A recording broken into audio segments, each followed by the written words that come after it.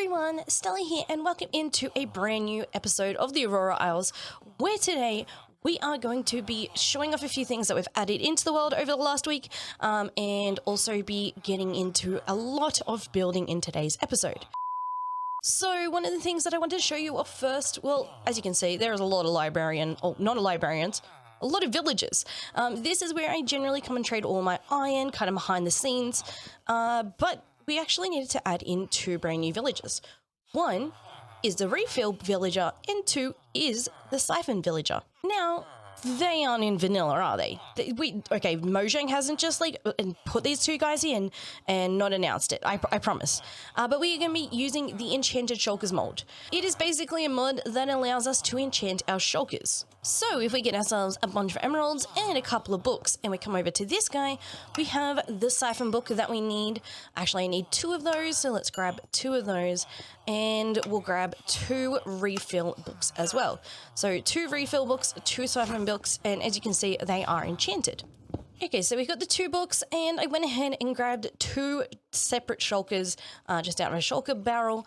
And right here, I like to put siphon on first, so we can just put these in the crafting table like so, instead of the other way around. And you can see that we can add the siphon mod onto our shulker box. And we can do the same with the refill. And now we have two enchanted shulkers. Now you guys may be wondering how that exactly works and what these do. So one of the quickest ways going to be able to show you guys this is in the nether. So let's go jump into there now. So how does this mod work in regards to actually playing the game? So I have just grabbed two shulkers. One has got an inventory slot worth of blackstone in one, and then the other one has got the basalt. So we're just going to bring these two up. As you can see, they're enchanted in our inventory. I haven't yet been able to get them to kind of glimmer on the ground, but we will just go ahead and, as you can kind of see as we walk past here, we will grab all of these, and you can kind of see that it is bopping into my inventory. So now we have got a couple more. We've got like 11 more basalt in our shulker box, and we have got almost 3 stacks of blackstone.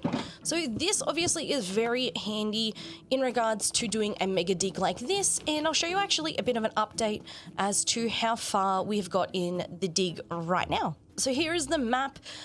We have officially got the first 10% layer kind of done up the top here, minus this little section over here, which is actually where we're currently using our shulkers. So I haven't moved that little bit, but that'll take more than like 10 seconds. And we have got all of this half done. So we're officially 15% of the way through this dig. We've drained out another 3% over here, and I'm just currently working on mining down this big basalt delta that we are actually standing on. So as you can kind of understand, with the few mods that we do have on this world, I am going to kind of call it vanilla-esque, but we're no longer going with the purely vanilla title for this world. And that is because these are just kind of quality of life mods. In my opinion, these are probably things that in the future Mojang will actually add themselves, but for right now they aren't available for us. So just to produce something of this magnitude, it does make it a little bit easier rather than using like duplication and stuff like that, which I still am not wanting to use in this world yet. So the reason that we needed the glimmering shulkers, which are actually down in there, not in my inventory right now, is so we can finish up the last of the big redwood trees and hopefully just kind of line the bottom of the volcano. I am kind of wanting to put a couple on the side of the mountain, but I'm also wanting to do a little bit more with that volcano, so that may be in this episode. I'm not 100% sure. I'm not kind of sure how much time we're going to have for this episode. So let's go down, grab those shulkers, and going into a time lapse. So all we need is one stack or at least one item in our inventory. We've got the birch and the spruce leaves in our shulkers, and that will automatically refill our inventory. So if I put down this birch now, you'll see it immediately go from 20 to 19 to 20 again. So that is how that works, and you can see that it's still stuck at 20. So I'm going to go ahead, jump into a time lapse, and I'll see you guys in a little bit.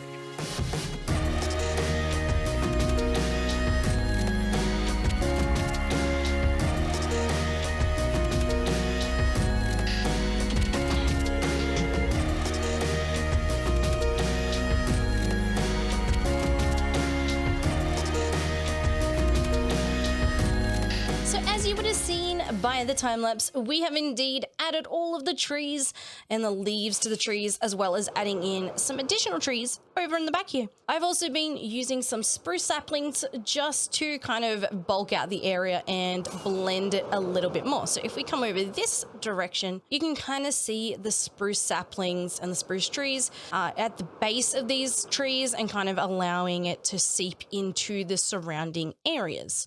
The next step of this is putting in a whole heap of boulders, kind of like what we're doing here, and also adding in the additional decorations, including the ferns and the berries, the azalea trees. So I'm going to go ahead and do that off camera, and I'll bring you guys back in when we're finished. This area is starting to come together and finally look like it is starting to look done. Let me show you guys from the air what we are looking at. So as I showed you in the last clip, we had all of the trees done. We've gone ahead and added all the foliage down the base of the trees now, as well as a few of the rocks and such. And also up here, maybe a little different compared to the last clip.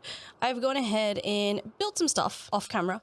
We've got ourselves a little dock here and a little walkway that goes all the way across and what is going to eventually go out towards spawn, which is in that direction. And we've got ourselves a few lily pads over here and a few little lights hanging off the bottom of these. I think this is such a cool little effect. We've gone ahead and killed a lot of the kelp, which unfortunately does mean that there's a few crazy water sources. I don't even know how to fix that, but I'm going to go try and fix that a little later.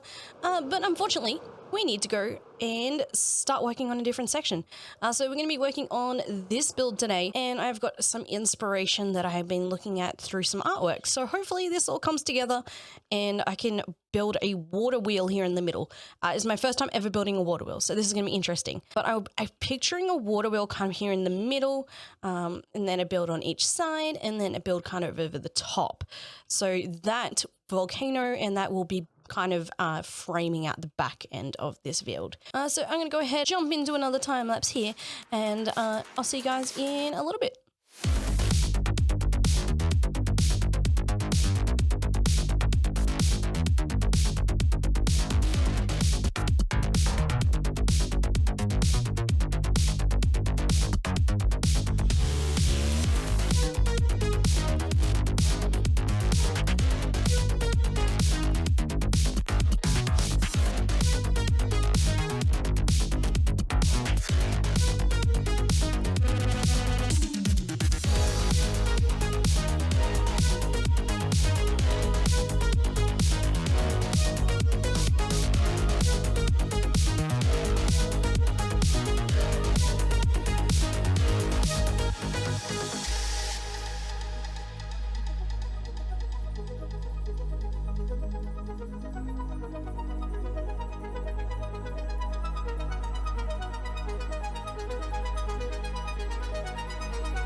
It turns out that I may have got a little carried away with the building here, especially after the last time lapse. I end up losing my voice, so I needed to take a bit of time off from recording, but I did actually do a lot of stuff behind the scenes. So as you can see, we have now got this really cool walkway that kind of takes us up towards the bridge that kind of goes over the river. And down this way, we've got a little bit of a bridge that, or not bridge, a walkway that takes us down to a really cool beach. I'm trying to make this area come all together and a bit more intricately than I would normally do. So let's take a view from the air. So from the air, you guys can see the beach a little bit better.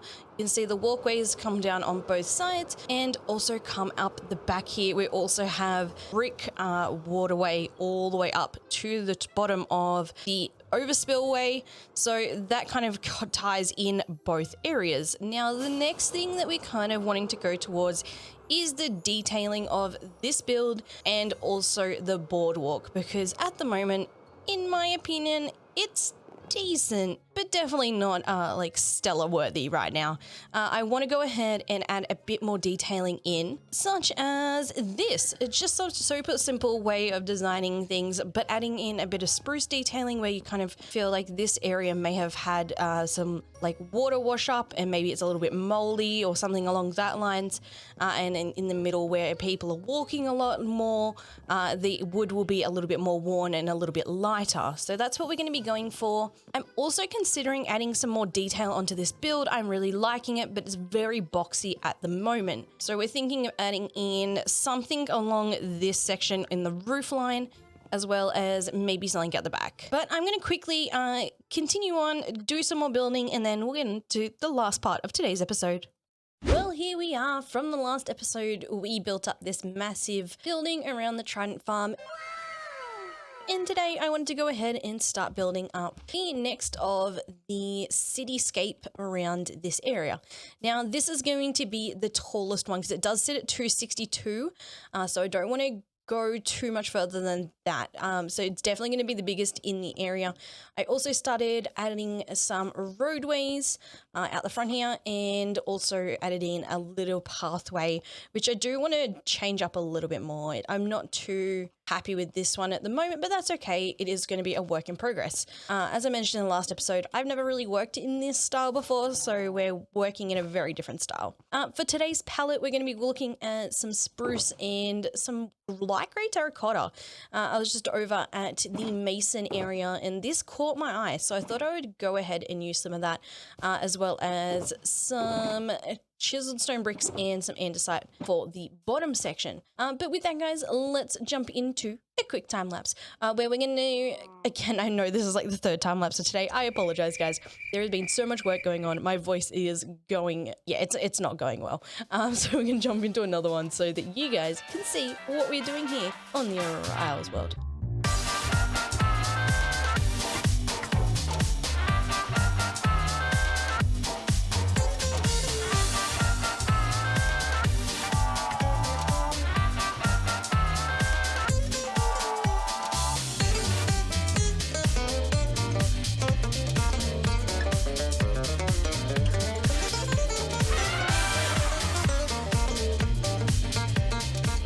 Time lapse, we have got ourselves the second of the cityscape buildings. As I said, that one is going to be quite bigger than the rest, but I still feel like it's a decent size. I kind of wanted to go a bit bigger, smaller, and then go about maybe up to the next level again. So just trying to add in some variances in height. And if we go back a little bit, you can see from back here how this area is starting to look. Now, on the side, there is this big andesite section. That is because there is going to be a bigger building here. I didn't really want to waste a whole heap of resources.